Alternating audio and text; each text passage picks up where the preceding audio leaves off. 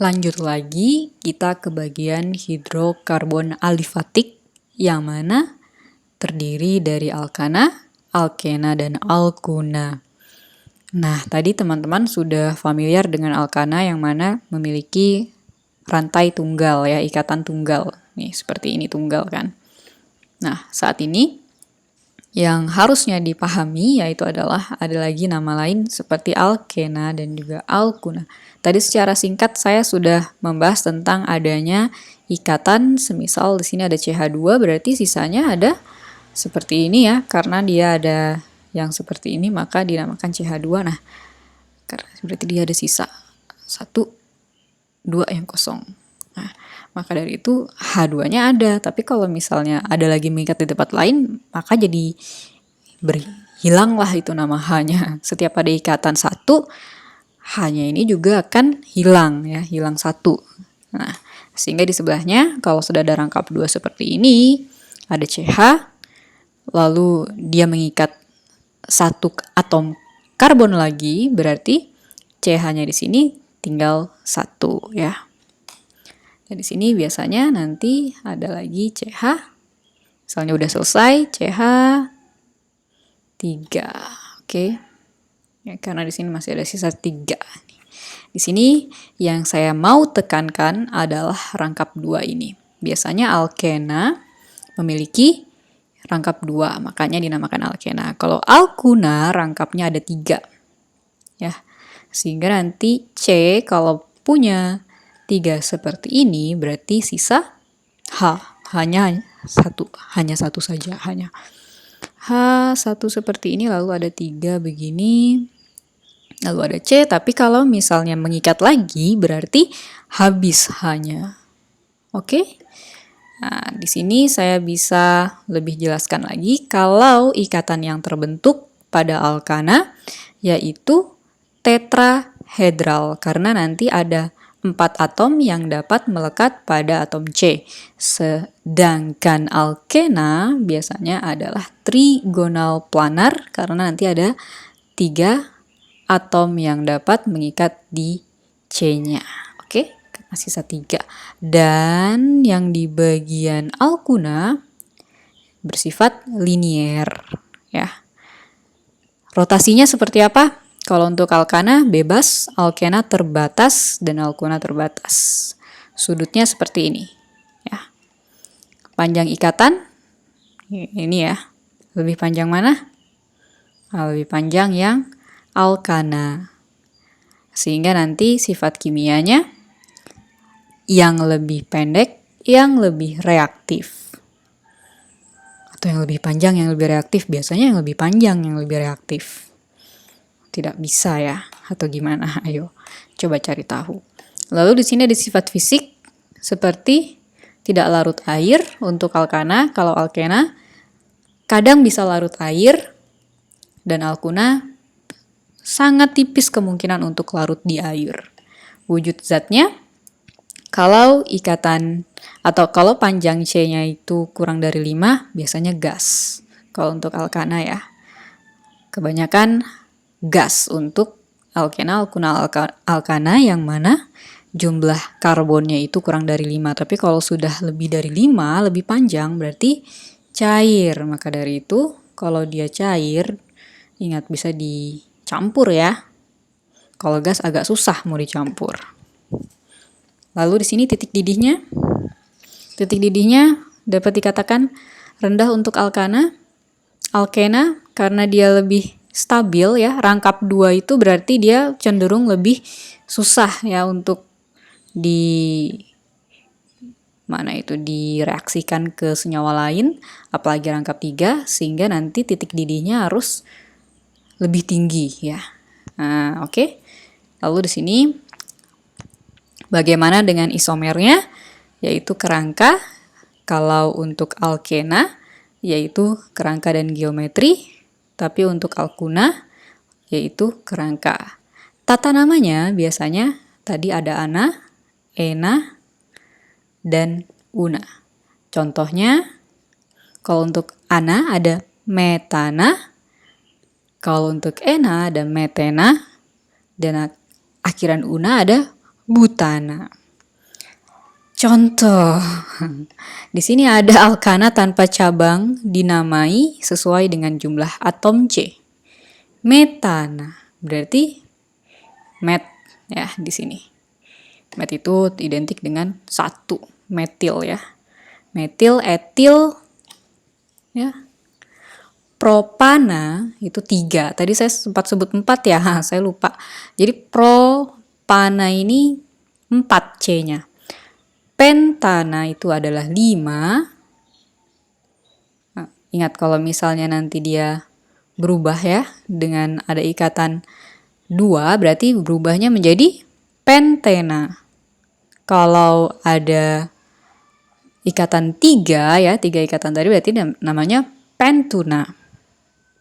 Nah, lalu di sini ada heptana. Jadi ini teman-teman bisa lihat ya. 1, 4, 5, hep 7 ini 7. Nona ini 9, et itu biasanya 2, botana 4, propana ini 3. Propana 3 ya. Heksana itu 7 atau 6? 6. Heksana ini 6. 6, oktana ini 8, dekana berarti 10. Nah, sekarang contoh yang lain adalah untuk alkana dengan cabang nama dasarnya ialah rantai lurus terpanjang yang terbentuk dari atom C. Benar ya, misalnya di sini utamanya berarti ada 1, 2, 3, 4, 5. Nah, ini namanya apa? Nah, kita lihat yang mana yang paling banyak cabangnya. Kalau ini kan di sini ya, ada 1, 2, 3, 4, 5. Jadi teman-teman jangan ambil yang di bagian 2 ini ya. Saya ganti pulpen. Saya ganti warna pulpen. Jangan ngambil yang di sini utamanya. Karena kalau ngambil di sini utamanya, rantainya nanti hanya 4. Rantai C-nya 4. Tapi ambil yang terbanyak ya. Contoh yang terbanyak yaitu adalah ketika kita ambil ujungnya di sini, maka akan memiliki C5 di sini. Nah, seperti ini berarti namanya apa? Ayo ditebak. Coba dicek ya antara ini kan berarti 1, 2, 3, 4, 5. Ada 6 dengan yang ini ya. Nah, coba tebak. Yang A ini namanya apa? Tadi 5, tadi saya sudah di sini lihat kan 5 ada nggak di sini 5? Pentana ya. Apakah ini pentana atau heksana? Nah, teman-teman nanti bisa menjawab di kolom diskusi. Pentana atau heksana? Yang barang siapa yang menjawab akan mendapatkan nilai tambah. Lanjut. Nah, contoh yang kedua misalnya, saya memiliki C1 saja dan 2 saja, tapi kita lihat di sini rantainya ada berapa banyak. Kalau mau mengambil yang bagian ini 1, 2, 3, 4, 5 ya, ada 6 ya, di sini ada 6 dan di sini ada 1, 2, 3, 4, 5, 5, berarti ambillah yang panjang seperti ini. Nah, karena di sini ada ini ya, ada 1, 2. Ingat tadi itu di sini ada namanya etil. Ada 2C, ini berarti di sini kalau 1 saja metil. Ini etil ya.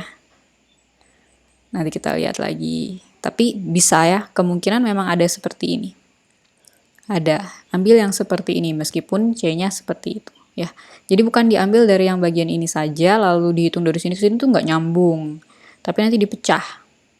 Contoh yang ini kan tidak seperti ini, karena jatuhnya jadi pendek. Nah, lalu kita lihat di sini ada gugus yang melekat pada rantai utama disebut dengan substituen. Ya, tadi yang saya sempat katakan yaitu ada alkil dan juga halogen.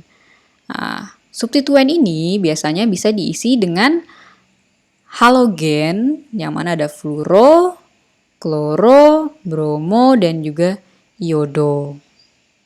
Nah, contohnya di sini teman-teman kan bisa lihat nih ada neopentil ya. Kenapa kok neopentil?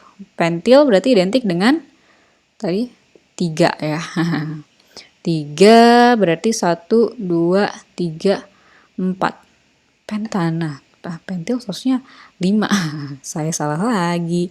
1, 2, 3, 4, 5. Ini ada 5 nih. Berarti pentil. Ingat ya, berarti ada 5 itu. Berarti kalau 1 di sini, 2, 3 belum tentu namanya dietil ya. Kita harus lihat substituennya yang seperti ini. Oke, sekarang ini cara penamaannya ya. Jadi tata nama alkana biasanya kita lihat dari cabangnya dulu ya. Dari jumlah atom C-nya. Kemudian ambil lantai lurus C yang terpanjang ya. Lalu kita lihat lagi bagaimana dengan substituennya. Apakah alkil atau halogen ya. Kalau halogen dia biasanya ada tambahan FCl-BrI di dalam gugusnya. Tapi kalau alkil biasanya hanya seperti ini ya, tanpa ada tambahan FCl-BrI. Wow, coret-menyoret. Oke, ya contohnya di sini ya tidak ada gugus substituennya. Yang mana halogen maka dinamakan nanopentil karena 1, 2, 3, 4, 5. Kok nano sih? Neo ya, neopentil. Kita lihat lagi yang keempat, yaitu kita nomori yang mana lebih dekat dengan gugus C-nya. Yang mana yang di sini lebih dekat dengan gugus C? Yaitu yang paling ujung sebelah kanan sini. Maka dari itu penomoran dimulai dari sebelah kanan sini, bukan dari sebelah kiri. Kenapa? Kalau dari sebelah kiri berarti kita butuh 3 langkah, 1, 2, 3 untuk mencapai C. Tapi kalau dari kanan, kita hanya butuh 2 langkah untuk mencapai C. Nah, sehingga yang diambil adalah yang dari sebelah kanan ke kiri penamaannya. Ya. Jadi jangan yang sebelah sini. Lalu nanti ada cara selanjutnya yaitu ambil cabang yang dia jaraknya sama dari setiap ujung rantai. Ya jangan ngambil yang sini terus langsung jauh ke sana, tidak. Jadi diambil dari yang sebelah kiri ke kanan contohnya ya. Kenapa? Karena C di sini dia berdekatan, hanya 1 langkah. Oke, udah paham saya rasa. Dan kalau tidak ada cabang ketiga, berarti nomornya dimulai dari yang memiliki cabang terpanjang. Yang mana misalnya sama-sama seperti ini kan ada 3 langkah juga. Tetapi kita lihat lagi ada cabang satunya lagi yang di dalam sini. Sehingga kita beri nomor dari sebelah kiri ke sebelah kanan. Nah, oke. Jangan yang seperti ini ya, ini salah. Nah, kita lihat lagi kalau misalnya ada 2 atau lebih gugus yang identik melengkap pada rantai utama, maka kita bisa gunakan awalan di, tri, tetra, penta, dan seterusnya. Lihat dari mana? Misalnya ini ada berapa? 1, 2 berarti bisa jadi D. Bila terdapat 2 atau lebih jenis substituen, urutkan sesuai abjad Inggris. Nah, berarti jangan terlalu diperhatikan di, tri, atau iso, dan sek-nya. Nah, sehingga nanti teman-teman mendapatkan nama IUPAC atau nama senyawa secara internasional untuk hidrokarbon ditulis sebagai satu kata. Nah, contoh ya, ada senyawa 3-metilpentana, 3-etil-2-metilheksana, dan 2,4-dimetilheksana, 2,3,6-trimetilheptana, 3-etil-5-metilheptana, dan teman-teman bisa melihat senyawa-senyawa yang tertulis ini ada pada A, B, C, D, E. Ya, di sini. Oke, sekarang kita lihat di penjelasan selanjutnya. Kita cepat saja ya, karena masih ada 67 slide. Tata nama alkena dan alkuna. Nah, kalau misalnya alkena, biasanya ikatan rangkapnya 2. Kalau una, berarti ikatan rangkapnya 3. Ya, sehingga nanti ada una, diuna, triuna. Sedangkan yang untuk rangkapnya 2 berarti ena, diena, triena, alkuna. Ya, seperti itu. Dan di sini sama ya, yang terpanjang biasanya yang memiliki ikatan rangkap. Jadi jangan ambil yang dari ikatannya tunggal ya. Nah, jadi ambil yang di bagian yang memiliki ikatan rangkap namun dia panjang. Jangan belok-belok ya, jangan ke sini terus ke sini. Karena kalau misalnya begini pun jadinya bingung ya. Mending langsung lurus saja. Sebetulnya tidak berpengaruh, tapi ambil yang lurus ya. Oke, dan di sini kita lihat pemberian nomor rantainya pasti paling dekat dengan ikatan rangkap. Nah, itu bedanya dengan yang bagian alkana tadi. Oke, sekarang jika ikatan rangkap berjarak sama dengan kedua rantai, nomor dari ujung yang terdekat dengan titik cabang, nah berarti dinomorkan dekat dengan rantai yang ini ya. Nah, dekat dengan cabangnya, tapi juga dekat dengan rantainya, cabangnya itu ya. Cabangnya dekat dengan rantai kan, maka dinomorkan dari seperti ini. Nah, tujuan penomoran itu kita untuk meletakkan tata nama sejawa itu di mana ada rangkapnya. Contoh ada 3 metil pentana, kita lihat ya, yang bagian A, 3 metil pentana tadi. Nah, yang ini kan ada 3, berarti di sini ada 1, 2, 3 ya, karena kita beri namanya dari 1 di sini, 2, 3, atau bisa juga 1, 2, 3. Nah, pada ketiga ini ada si C1, berarti metil ya kan? Dan jumlahnya itu ada berapa? 1, 2, 3, 4, 5, berarti pentana. Sehingga dinamakan 3 etil pentana. Kita lihat bener nggak ini? Oh, 3 metil pentana ya, metil bukan etil. Tadi saya salah sebut. Karena 1 berarti metil ya. Kalau 2 berarti etil. Nah, ini nih contohnya yang 2 ini nih. Ini etil ya. Tadi saya sempat nulis etil, kalau 1 metil. Nah, sehingga yang kita lihat yang nomor B berarti 3 etil, 2 metil heksana. Kita lihat 3 etil, 1, 2, 3 ya, yang ketiga. Ketiganya kan kita tadi ya, hitung dari sini ya. 1, 2, 3 ya, 4, 5, 6. 6 berarti heksana. 3, 1, 2, 3 ya. Lain dari sini 1, 2, 3. Nah, 3 etil, terus 2 metil heksana. Yang paling duluan yaitu adalah yang memiliki ikatan rangkap lebih banyak lebih dulu. Kita lihat berarti 3 etil, 2 metil heksana. Solve. Terselesaikan. Nah, begitu pula nanti untuk alkena dan juga butana. Kok butana alkuna ya, mohon maaf.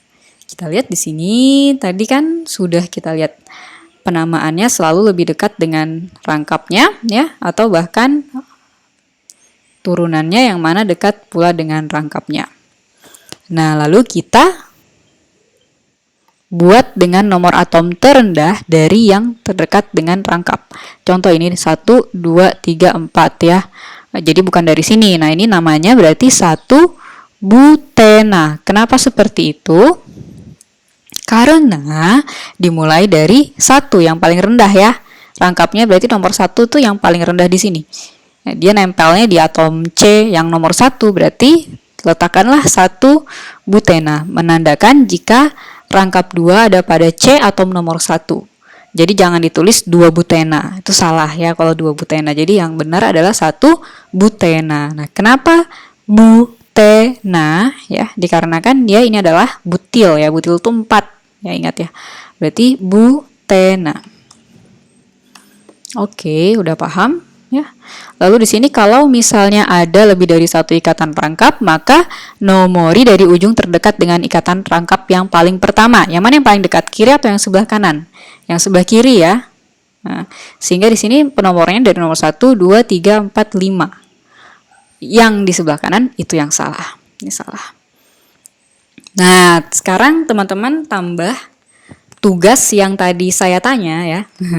Sebetulnya itu bukan tugas juga yang saya tanya karena ada jawabannya. Nah, ini harus dikerjakan dan diberikan di kolom diskusi sebagai tugas di rumah.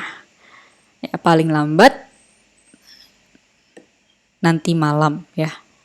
Hampir jam 12 malam, lalu jam 12 malam sudah ditutup. Tidak usah deh, minggu depan aja paling lambat. Oke, minggu depan paling lambat. Karena kita kuliahnya hari Kamis, berarti hari Rabu jam 12 malam udah harus terkumpul semuanya. Rabu sebelum jam 12 malam ya. Oke, jadi ada 3 soal di sini. yang lebih dulu mengumpul, maka akan saya berikan nilai poin tambahan. Bagian 2, aneka gugus fungsi.